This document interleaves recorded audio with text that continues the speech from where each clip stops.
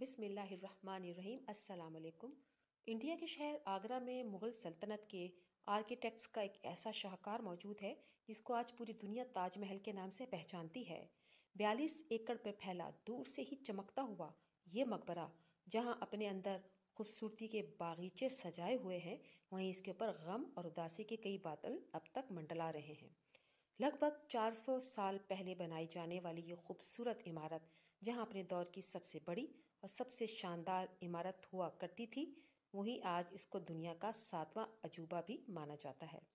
اس عالی شان اسٹرکچر کو بنانے میں 20,000 مزدوروں نے دن رات خون پسینہ بہایا، اور وہ بھی 1 یا 2 سالوں تک نہیں بلکہ پورے 22 سالوں تک۔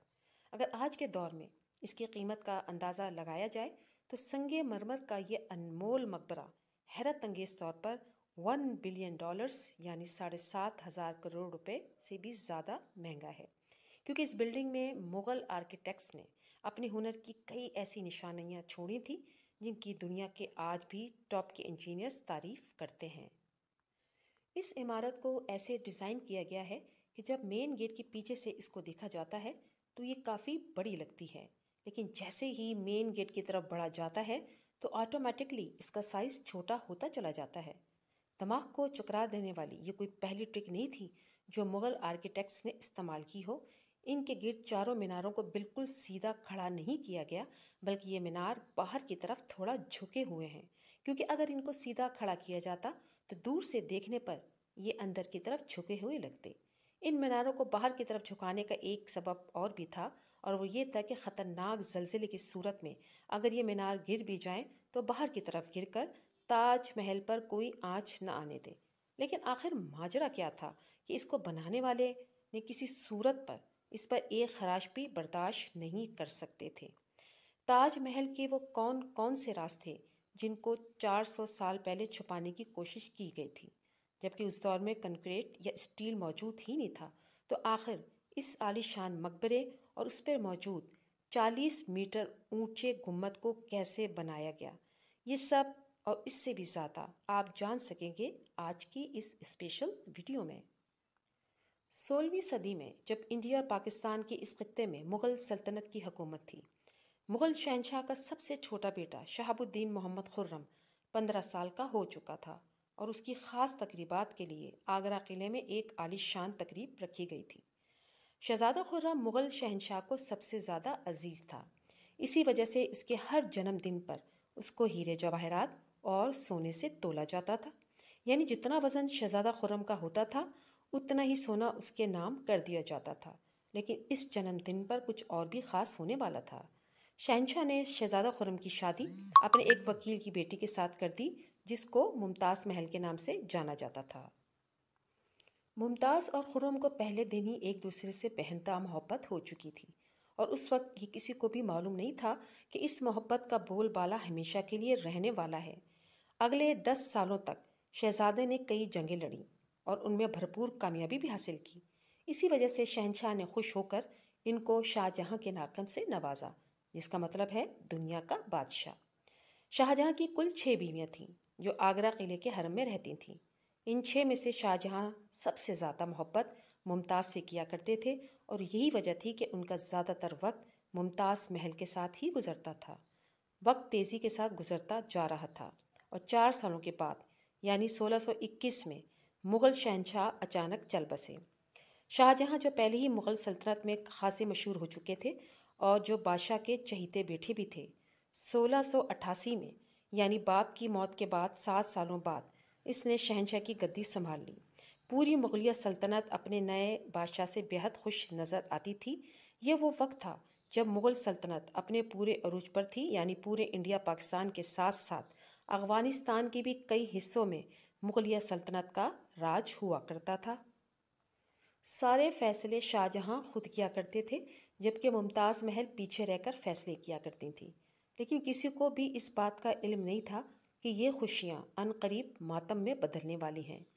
گدی سنبھالے ابھی 1 ہی سال گزرا تھا کہ ایک بار پھر سے مغل سلطنت کو دشمنوں کا سامنا کرنا پڑا۔ اگلے 2 سال تک جنگ چلتی رہی اور شاہجہاں کو اس جنگ میں بھی بھرپور کامیابی نصیب ہوئی۔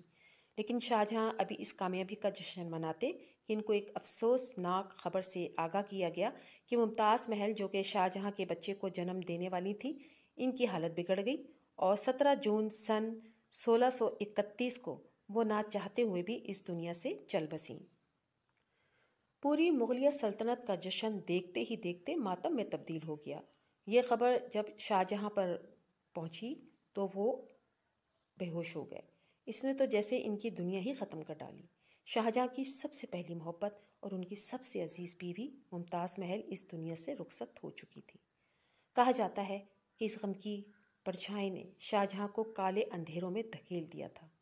اگلے 8 دنوں تک انہوں نے کچھ نہیں کھایا اور اگلے 2 سالوں تک نہ کوئی موسیقی سنی اور نہ ہی خوشبو لگائی۔ ممتاز محل نے مرنے سے پہلے ایک آخری خواہش کی تھی۔ وہ چاہتی تھی کہ اس کی قبر دنیا کی سب سے خوبصورت مقبرے میں بنائی جائے۔ ممتاز محل کی آخری خواہش کو پورا کرنے کے لیے شاہ جہاں نے اپنی ساری دولت اور پوری زندگی وقف کرنے کا ارادہ کر لیا۔ ممتاز کے گزرنے کے 6 ماہ بعد یعنی 1632 میں ہی تاج محل کی تعمیر کا کام شروع کر دیا گیا۔ قریب 20,000 سے بھی زیادہ مزدور، پتھر تراش اور کاریگروں کو پوری سلطنت سے اکٹھا کیا۔ لشکروں کے لشکر شاہ جہاں کے حکم پر آگرہ بلوائے گئے۔ وجہ اس کی یہ تھی کہ ممتاز کی قبر دریا کے برابر میں موجود تھی۔ اسی وجہ سے اس جگہ پر دنیا کے سب سے خوبصورت عمارت بنانا کافی مشکل کام تھا۔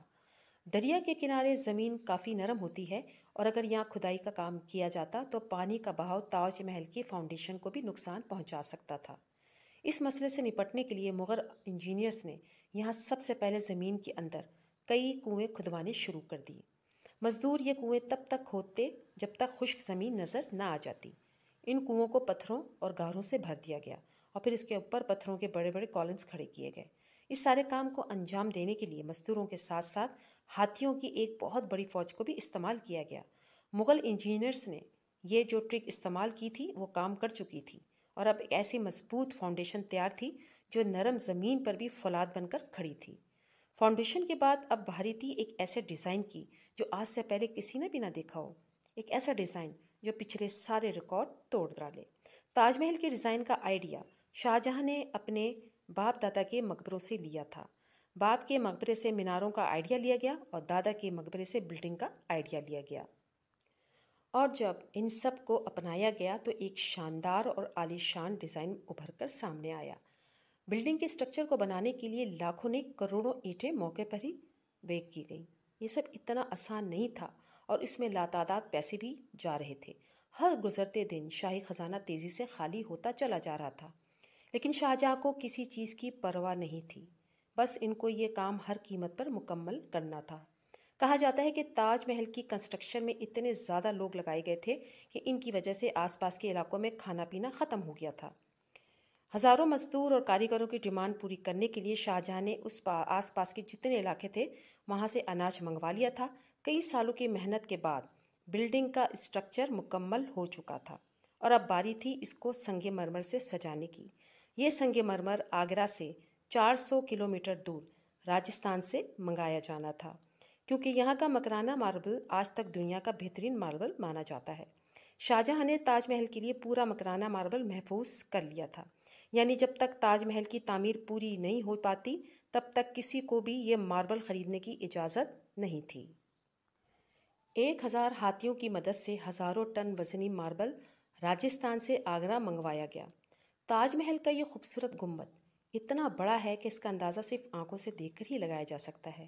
آج کل اس طرح کے گنبد بڑی آسانی سے اسٹیل اسٹرکچر پر بنائے جا سکتے ہیں، لیکن 400 سال پہلے 40 میٹر اونچے گنبد کو بنانے میں ان کے پاس صرف پتھروں کا ہی سہارا تھا۔ اس گنبد کو بنانے میں مغل انجینئرز نے جو کیلکولیشن کی تھی اس کی تعریف آج کے انجینئرز بھی بہت کرتے ہیں۔ تاج محل کی فنشنگ کے لیے قیمتی پتھروں کو ماربل کے اندر تراش کر لگایا گیا۔ ماربل کو بڑی مہارت اور باریکی سے قیمتی پتھروں کی شیپ کے حساب سے تراشا گیا اور پھر اس میں پتھر کو گلو کے ذریعے چمکایا گیا۔ تاج محل پر استعمال ہونے والی گلو کوئی عام گلو نہیں تھی۔ کافی ریسرچ اور لیبارٹری ٹیسٹ کے بعد معلوم پڑا کہ یہ گلو شیرہ، لیمن جوس اور سنگ مرمر پاؤڈر کو ملا کر بنائی جاتی تھی۔ وہی سیم گلو آج بھی تاج محل کی رینوویشن کے لیے استعمال کی جاتی ہے۔ تاج محل کی خاص باتوں میں سے ایک بات یہ بھی ہے کہ یہ دن میں 4 مرتبہ اپنا رنگ بدلتا ہے۔ سورج نکلنے سے پہلے یہ بالکل بلیک شیڈ کا ہو دیتا ہے۔ سورج نکلنے کے بعد یہ لائٹ یلو اور پنک شیڈ دیتا ہے، جبکہ دوپہر کے وقت تاج محل کی خوبصورتی کا نیا رخ دیکھنے کو ملتا ہے۔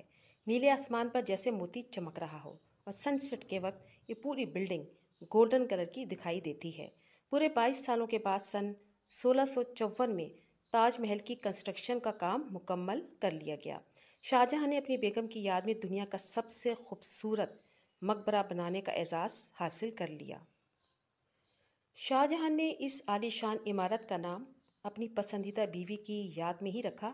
ممتاز محل سے ان کا نام تاج محل رکھ دیا گیا۔ ہر سال شاہجہاں ممتاز کی برسی پر تاج محل جایا کرتے تھے۔ تاج محل کی خاص انٹرنس بنائی گئی تھی جس کو صرف شاہی خاندان کے لوگ ہی دیکھ سکتے تھے۔ اس انٹرنس کی دیواروں پر دلکش نقاشی کا کام کیا گیا تھا جو شاید صرف شاہی آنکھوں کے دیکھنے کے لیے ہی کیا گیا تھا۔ شاہجہاں کا یہ مہنگا ترین پروجیکٹ مکمل تو ہو چکا تھا، لیکن اس نے مغلیہ سلطنت کو تباہی کے کنارے پر لا کھڑا کیا۔ 4 سالوں کے بعد یعنی کہ 1658 میں شاہجہاں اور ممتاز کے اپنے ہی بیٹے نے شاہی تخت الٹ دیا اور خود مغل سلطنت کا شہنشاہ بن گیا۔ شاہجہاں جو پچھلے 30 سالوں سے اس تخت پر راج کر رہے تھے، ان کو قیدی بنا کر آگرے کے قلعے میں بند کر دیا گیا۔ صرف ایک سہولت ایسی تھی جو شاہجہاں کو دی گئی تھی، اور وہ یہ تھی کہ جس کمرے میں ان کو بند کیا گیا تھا اس کی کھڑکی سے وہ تاج محل کو دیکھ سکتے تھے۔ 8 سال قید میں رہنے کے بعد 74 سال کی عمر میں شاہجہاں بھی اس دنیا کو خیر باد کہہ گئے۔ شاہجہاں کا اب ممتاز سے دوبارہ ملنے کا وقت آ چکا تھا اور ان کو تاج محل میں ہی دفن کر دیا گیا۔